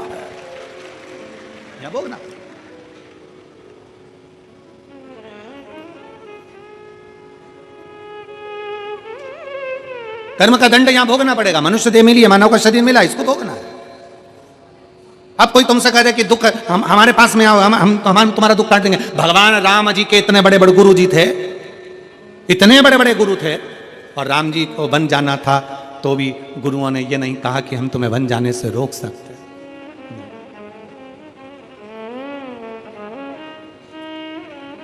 कर्म गति को तो भोगना है। भगवान कृष्ण के इतने बड़े बड़े गुरु थे, इतने, और जरा विचार करो, भगवान कृष्ण की 16,108 रानियां, और 16,108 रानियां होने के बाद भी जब संतान का सुख नहीं हुआ तो गर्गाचार्य बाबा से पूछा द्वारका जी में, आप बताइए गुरुदेव, मेरे घर में औलाद नहीं, 16,108 रानियां। गर्गाचार्य बाबा ने भगवान शंकर की आराधना करवाई। एक एक रानी के साथ में 11-11 दिन तक, एक एक रानी के साथ में 11-11 दिन तक भगवान शंकर की शिवलिंग की आराधना करी गई। एक एक रानी के साथ भगवान शंकर प्रसन्न हो गए। शिव जी प्रसन्न होकर वर दे दिए। भगवान शंकर ने कृपा कर, शिव जी बोले तुमने 16,108 रानियों के साथ, एक एक रानी के साथ 11-11 दिन तक बैठकर, भगवान शंकर कहते हैं तुमने मेरी आराधना करी है, इसलिए तुम्हारी एक रानी से 11-11 संतान होगी। 10 छोरा, 1 छोरी, 1,77,186 तुम्हारे घर बच्चे होंगे। ये शिव की कृपा से हुए, शंकर की उदारता से, शिव की करुणा से, उनकी उदारता से, उनकी दया से ये बच्चे। थोड़ा सेट कर लीजिए आप।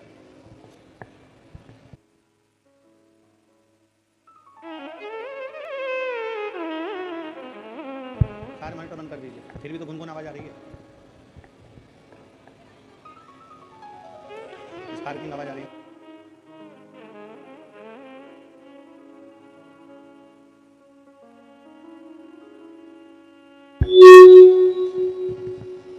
भगवान शंकर की स्तुति, शिव की कृपा। जब मेरे राम जी महाराज ने देखा, ये गुनगुन आवाज आ रही है, इसको बंद करवाओ।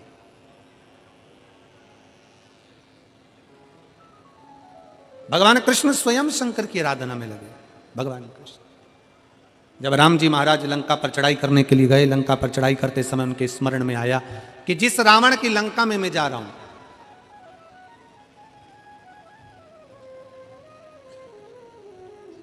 जिस रावण की लंका में मैं पहुंच रहा हूं, वो रावण भी शंकर का भक्त है, शिव का उपासक।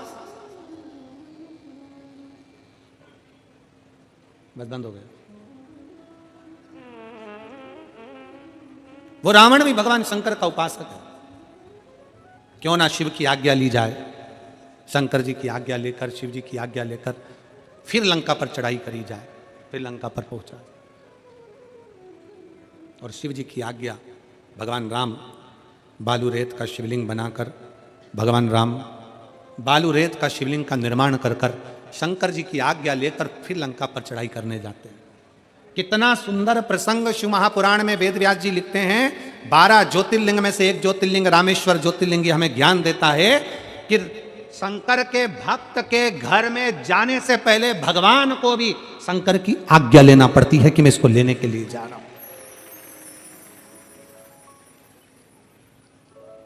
अकाल मृत्यु वो मरे जो काम करे चंडाल का, काल उसका क्या बिगाड़े जो भक्त हो महा काल का। काल अधिपति जिसका रक्षक हो, भगवान शंकर की जो आराधना करने वाले हैं, शिव को एक लोटा जल चढ़ाने वाले हैं, शंकर के मंदिर में जाने वाले हैं, शिव की चौखट पर जाने वाले हैं, शंकर की कथा में जाने वाले हैं, शंकर की उपासना करने वाले हैं, श्री शिवाय नमस्तुभ्यम बोलने वाले हैं, पंचाक्षर मंत्र नमः शिवाय बोलने वाले हैं, षडाक्षर मंत्र ओम नमः शिवाय बोलने वाले हैं, त्र्यंबक बाबा का मंत्र का उच्चारण करने वाले हैं, भगवान शंकर की आराधना करने वाले, भगवान शिव की उपासना करने वाले के दरवाजे पर भी अगर काल आता है तो पहले उसके शंकर से आज्ञा लेना पड़ती है कि मैं इसके घर में प्रवेश कर जाऊं, क्या मैं इसके घर में चले जाऊं। इसलिए आप लोगों से कहा था कि अपने अपने दरवाजे पर एक एक स्टिकर लगा दो। क्या जम के बोलो जरा, श्री शिवाय नमस्तु। एक एक स्टिकर लगा दीजिए। गाड़ियों पे भी लिखवा दो श्री शिवाय नमस्तु। क्यों, क्या फायदा? दरवाजा बजाने वाला जब दरवाजा बजाएगा, कोई बुरी खबर भी देने के लिए आएगा, उस खबर को देने से पहले दरवाजे पर पड़ेगा श्री शिवाय नमस्तुभ्यम। शिव महापुराण की विद्येश्वर संहिता कहती है कि श्री शिवाय नमस्तुभ्यम बोलने वाले का मात्र मुख का दर्शन कर लो तो हजारों अश्वमेध यज्ञ का फल प्राप्त हो जाता है और हमारे पाप छिन्न हो जाते हैं। जब हम दरवाजे पर श्री शिवाय नमस्तुभ्यम लिखेंगे, कोई आके दरवाजा बजाएगा, दरवाजा जब हम खोलेंगे उसके मुख का भी दर्शन करेंगे तो हमारे को कोई गलत सूचना नहीं मिलेगी, सूचना भी अच्छी ही प्राप्त हो, गलत नहीं मिल सकती, कुछ अच्छा ही मिले। एक पत्र है,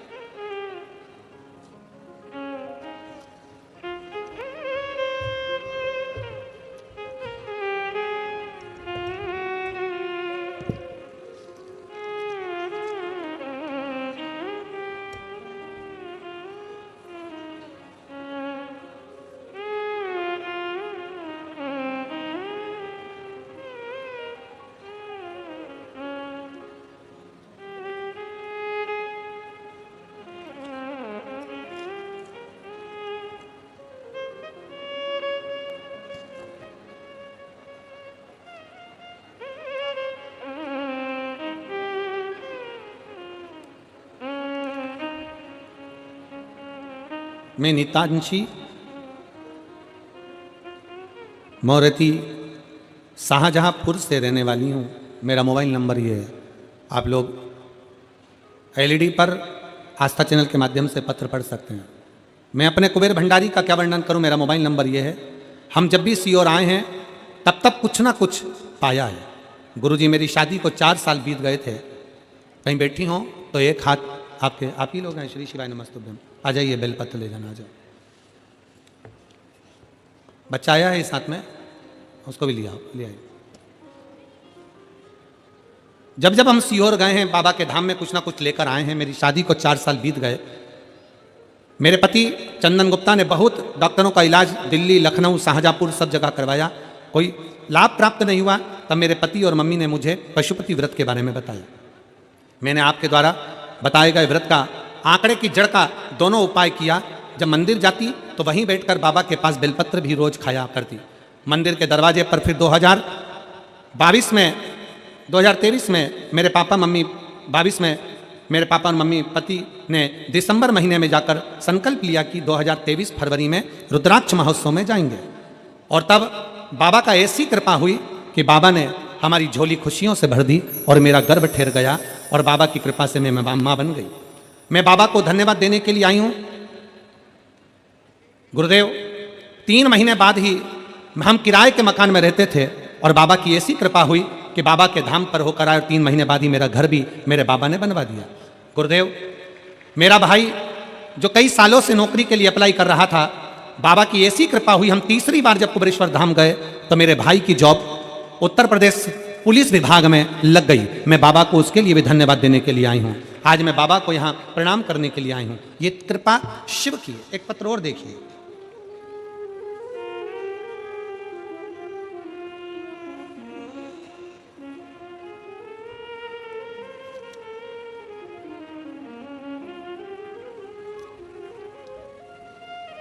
मेरा नाम मीनाक्षी है, पति का नाम चंद्र प्रकाश है। मैं शिवपुरम मेरठ की रहने वाली हूँ। कहीं बैठी हों तो हाथ हिला सकती हैं।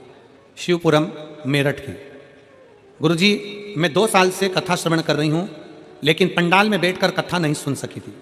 नवंबर 2023 में जो कथा आपकी भिंड ददरुआ धाम में हुई थी, वो कथा मैंने पंडाल में बैठकर सुनी थी और बाबा से विनती करी, बाबा मेरा भी घर बन जाए, क्योंकि मेरा घर किराए का था। फरवरी 2024 में बाबा ने मेरे भक्तों के चरणों में नमन करते हुए सुंदर आज कथा के हम सभी 5वें दिवस में प्रवेश करेंगे और हमारे बीच में बंडे बाबा, फ्लाइट बाबा पधारे हुए। एक बार जोरदार ताली बजाकर स्वागत करें। स्वागत के क्रम में श्री संदीप जी गोयल, रश्मि जी गोयल, आशीष जी बंसल, पूनम जी बंसल, ब्रजभूषण जी, डॉक्टर ब्रजभूषण जी, श्री जयप्रकाश जी अग्रवाल, डॉक्टर राम कुमार जी गुप्ता, श्री कृष्ण कुमार जी गुप्ता, ऋषि जी अग्रवाल सभी पधारे। साथ में सम्मी जी साहा हमारे बीच में उपस्थित हैं। आप भी बड़े ही आदर और सम्मान से मंच पे पधारे। हमारे फरीदाबाद कथा के जो जजमान रहे हैं आदरणीय प्रवीण पारासर जी, आप भी सपति मंच पे पधारे। व्यासपीठ का पूजन करें और पूज्य गुरुदेव से आशीर्वाद प्राप्त करें। सुंदर आज कथा के हम सभी 5वें दिवस में प्रवेश करेंगे। आप सभी को ज्ञात है सिद्धपुर नगरी सीहोर की पावन धरा पर विशाल कुबेरेश्वर धाम की स्थापना होने जा रही है। ये एक ऐसा धाम बनने जा रहा है जो 12 ज्योतिर्लिंग के मध्य में केंद्र में स्थापित होगा। कंकर संकर की यह पावन धरा, कंकर संकर की यह पावन भूमि जप स्थली है, तप स्थली है, साधना स्थली है, आराधना स्थली है। भगवान की कृपा दृष्टि इस धरा पर हमेशा विद्यमान होती है। जो भी भक्त इस धरा पर अपने मन की मुराद लेकर पहुंचता है और किसी भी स्थान पर बैठकर 108 बार श्री शिवाय नमस्तुभ्यम का जाप करता है, मेरा कुबेर भंडारी, मेरा राजा धीराज महाकाल राजा उन सभी भक्तों की मनोकामना पूर्ण कर देता है, उन सभी भक्तों का भंडार भरकर रख देता है। ऐसी कृपा है, ऐसी करुणा है मेरे महादेव की। और देखिए उस धरा पर एक छटा ही निराली है।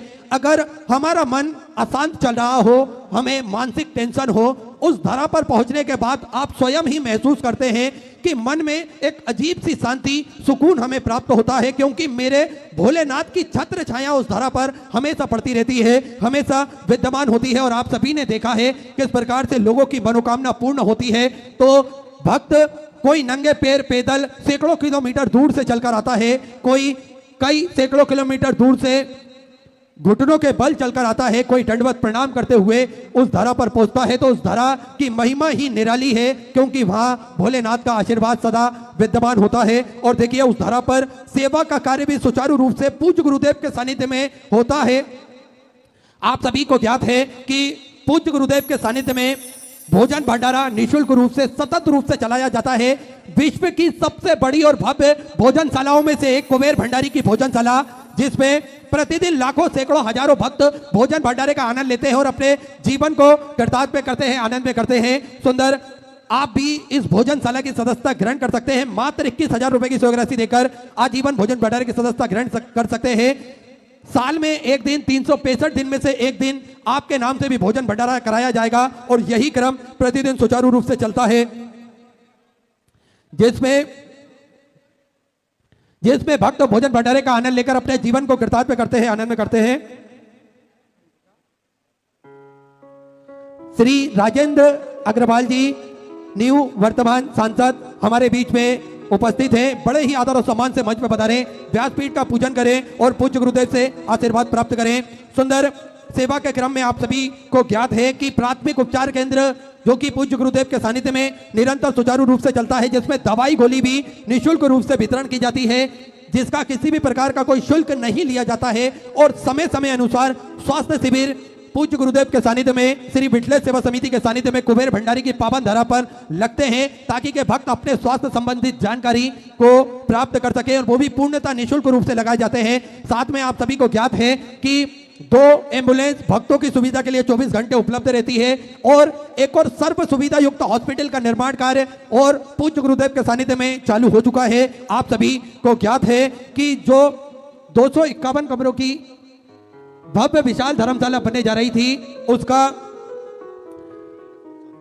निर्माण कार्य बढ़ाते हुए पूज्य गुरुदेव के आदेश अनुसार 351 कमरों की यह भव्य विशाल धर्मशाला बनेगी। हमारे बीच में सांसद महोदय श्री नरेंद्र अग्रवाल जी उपस्थित हैं। मैं चाहूंगा 2 मिनट का उद्बोधन हम सभी को प्रदान करें। आदरणीय सांसद महोदय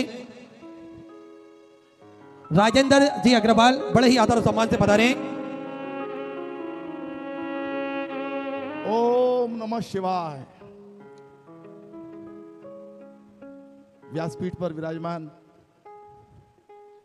पूज्य महाराज जी, सभी सम्माननीय पूज्य संतगण, मेरे बहुत ही आदरणीय बहनों भाइयों, और इस भव्य दिव्य विशाल कथा के आयोजक मेरे सभी सम्माननीय बंधुगण, मैं सबसे पहले तो बहुत श्रद्धा के साथ, आदर के साथ पूज्य महाराज जी के चरणों में प्रणाम समर्पित करता हूं, जिनके श्री मुख से हम शिव महापुराण की कथा का श्रवण कर रहे हैं। और वास्तव में एक शायर ने कहा, कुछ बात है कि हस्ती मिटती नहीं हमारी। अब हालांकि वो पाकिस्तान के निर्माण में उनकी बड़ी बड़ी भूमिका रही, पर ये बात उन्होंने कही, उनको बात समझ में नहीं आई। ये जरूर का कुछ बात है कि हस्ती मिटती नहीं हमारी। वो बात यही है कि हमारी जड़ें, हमारी सांस्कृतिक, हमारा जो वैशिष्ट्य है वह बहुत गहरा है, बहुत व्यापक है, वह अमर है, वह सनातन है, वह निरंतर है। और पूज्य महाराज श्री के श्रीमुख से पूरे देश के अंदर इस सांस्कृतिक वैभव का उद्घाटन होता है, उसकी व्याख्या होती है, उसकी स्थापना होती है। ये आज के इस विशाल जो समागम यहां पर हुआ है, ये उसका प्रमाण है। मैं पूज्य गुरुदेव के श्री चरणों में एक बार पुनः बहुत आदर के साथ प्रणाम समर्पित करता हूं। और ये हमारा सद्भाग्य है कि उनके श्रीमुख से इस कथा को सुनते हुए हम शिवत्व के साथ जुड़ रहे हैं, हम अपनी परंपरा के साथ जुड़ रहे हैं, हम अपने सांस्कृतिक स्वाभिमान के साथ जुड़ रहे हैं। मैं आप सबको भी जो यहां पर पधारे हैं बहुत बहुत बधाई, बहुत बहुत प्रणाम करता हूं। धन्यवाद। ओम नमः शिवाय। धन्यवाद आदरणीय सांसद महोदय जी, बड़ा ही सुंदर उद्बोधन हम सभी को प्रदान करा। एक बार जोरदार ताली बजाकर स्वागत करें। और सुंदर पंचम दिवस की कथा में हम सभी प्रवेश करेंगे। आप सभी को ज्ञात है सेवा के क्रम जो कि पूज्य गुरुदेव के सानिध्य में सतत रूप से निरंतर चलते हैं, जिसमें गौ माता की सेवा भी प्रतिदिन सुचारू रूप से की जाती है। एक और भव्य गौशाला का निर्माण कार्य और चालू कर दिया गया है ताकि किसी भी प्रकार की दिक्कत परेशानी किसी भी भक्तजन को या गौ माता को ना आए। ऐसे सेवा के क्रम सुचारू रूप से चलते हैं। आप भी इन सेवा के प्रकल्पों से जुड़ सकते हैं, कंधे से कंधा मिलाकर चल सकते हैं पूज्य गुरुदेव के साथ में। और जिन दानदाताओं ने, जिन भामाशाहों ने अपनी स्वग्रसी मंदिर, गौशाला, वृद्धाश्रम, अन्य क्षेत्र बाबा कुबरेश्वर धाम हेतु प्रदान करी, उन सभी पावनसारी पुण्यसारी दानदाताओं के नाम श्री सतीश कुमार जी वर्मा जयपुर राजस्थान से 500 रुपए की स्वग्रसी आपने समर्पित की। राजकुमार जी कौशिक दिल्ली से 500 रुपए, कैलाश चंद जी अग्रवाल की तरफ से 500 रुपए, राधेश्याम जी की तरफ से 5,505 रुपए की स्वग्रसी आपने बाबा कुबरेश्वर धाम हेतु समर्पित की। बहुत बहुत बधाई। 14 विचार आपके 14 स्वग्रसी आपने समर्पित की। नयन बेन नवनीत भाई जी पटेल की तरफ से गुजरात से 5,001 रुपए की स्वग्रसी आपने बाबा कुबरेश्वर धाम हेतु समर्पित की। बहुत बहुत बधाई। 14 विचार आपके 14 स्वग्रसी आपने समर्पित की। श्री आशीष जी गुप्ता काशी उत्तर प्रदेश से 500 रुपए, महिपाल जी की तरफ से केदल से 511 रुपए, शिवदयाल जी साहू की तरफ से सिरसा हरियाणा 1400 रुपए, जगदम्बा प्रसाद जी की तरफ से वाराणसी उत्तर प्रदेश से 1100 रुपए, श्री राम प्रसाद जी की तरफ से कानपुर उत्तर प्रदेश से 3,100 रुपए की स्वग्रसी आप समझ की। विनोद कुमार जी पाल की तरफ से उत्तराखंड से 1100 रुपए, गुप्ता 1500 रुपए, संतोष देवी जी की तरफ से अलवर राजस्थान से 1100 रुपए, निर्मल जी शर्मा की तरफ से चूरू राजस्थान से 1100 रुपए, निखिल आशीष जी की तरफ से 500 रुपए, राजपति देवी जी की तरफ से बिहार से 1100 रुपए, नीलम कुमार जी देवंगन की तरफ से दुर्ग छत्तीसगढ़ से 500 रुपए की स्वग्रसी आपने समर्पित की। बहुत बहुत बधाई। नितिन जी राजपूत की तरफ से धुलिया महाराष्ट्र से सुंदर अपने 1111 रुपए की स्वग्रसी बाबा कुबरेश्वर धाम हेतु समर्पित की। बहुत बहुत बधाई। 14 विचार आपके 14 स्वग्रसी आपने समर्पित की। श्री मल साबू जी की तरफ से जयपुर राजस्थान से 21,000 रुपए की स्वग्रसी देकर आजीवन भोजन भंडार की संस्था ग्रहण करी, सुनहरे अक्षरों में अपना नामांकित करा। बहुत बहुत बधाई। 14 विचार आपके 14 स्वग्रसी आपने समर्पित की। विनोद जी की तरफ से मुंबई से 500 रुपए, उषा जी जबर की तरफ से भीलवाड़ा राजस्थान से 500 रुपए, विजय कुमार अतुल जी शर्मा की तरफ से पठानकोट पंजाब से 500 रुपए, मनोहर लाल जी की तरफ से 500 रुपए, कमल जी तिवारी की तरफ से 500 रुपए, रेखा प्रसाद जी की तरफ से कोलकाता वेस्ट बंगाल से 500 रुपए, रमन कुमार जी की तरफ से राजस्थान से 1100 रुपए, अजय जी की तरफ से 1100 रुपए, कौशल्या देवी जी की तरफ से 500 रुपए, रामेश्वरी जी की तरफ से नोएडा उत्तर प्रदेश से 500 रुपए, रूपाली देवी तुलसी राम जी की तरफ से गुजरात से 500 रुपए, दिलीप जी पटेल की तरफ से रायपुर छत्तीसगढ़ से 500 रुपए, गुप्ता 1100 रुपए, राजकुमारी जी की तरफ से मेरठ उत्तर प्रदेश से 1100 रुपए, पीताम्बर भाई जी साहू की तरफ से छत्तीसगढ़ से 500 रुपए, वीरेंद्र कुमार जी केसरवानी की तरफ से प्रयागराज उत्तर प्रदेश से 7,351 रुपए की स्वग्रसी आपने बाबा कुबरेश्वर धाम हेतु समर्पित की। बहुत बहुत बधाई। 14 विचार आपके 14 स्वग्रसी आपने समर्पित की। शांति हुकुम सिंह जी की तरफ से गुड़गांव हरियाणा 5,001 रुपए की स्वग्रसी आपने बाबा कुबरेश्वर धाम हेतु समर्पित की। बहुत बहुत बधाई। 14 विचार आपके 14 स्वग्रसी आपने समर्पित की। फूलवती देवी जी की तरफ से 1100 रुपए, रमेश जी पवार की तरफ से नंदुरबार मराठी से 500 रुपए, कलाबाई विजय जी की तरफ से गुजरात से 2100 रुपए, दिलीप किशन जी माधव की तरफ से संभाजीनगर मराठी से 500 रुपए, कुमारी मीनाक्षी जी सेना की तरफ से 500 रुपए, धर्मेश जी की तरफ से हरियाणा 1111 रुपए की स्वग्रसी आपने समर्पित की। गुप्ता 1501 रुपए की स्वग्रसी आपने समर्पित की। मंजू देवी जी की तरफ से मणिपुर असम से 500 रुपए की स्वग्रसी आपने समर्पित की। धर्मेंद्र जी भदौरिया की तरफ से इटावा उत्तर प्रदेश से 500 रुपए, रोहित कुमार सिंह जी की तरफ से प्रतापगंज से 500 रुपए, सुधीर कुमार जी उनियाल की तरफ से देहरादून उत्तराखंड से 1100 रुपए, मीना जी देवरिया की तरफ से मुंबई से 1500 रुपए, प्रीति जी श्रीवास्तव की तरफ से राजनांदगांव छत्तीसगढ़ से 500 रुपए, कांति जी पांडे की तरफ से सोनभद्र उत्तर प्रदेश से 1100 रुपए, संजय कुमार जी की तरफ से पट्टा बिहार से 500 रुपए, गीता जी साई की तरफ से पट्टा बिहार से 5,001 रुपए की स्वग्रसी आपने बाबा कुबरेश्वर धाम हेतु समर्पित की। बहुत बहुत बधाई। 14 विचार आपके 14 स्वग्रसी आपने समर्पित की।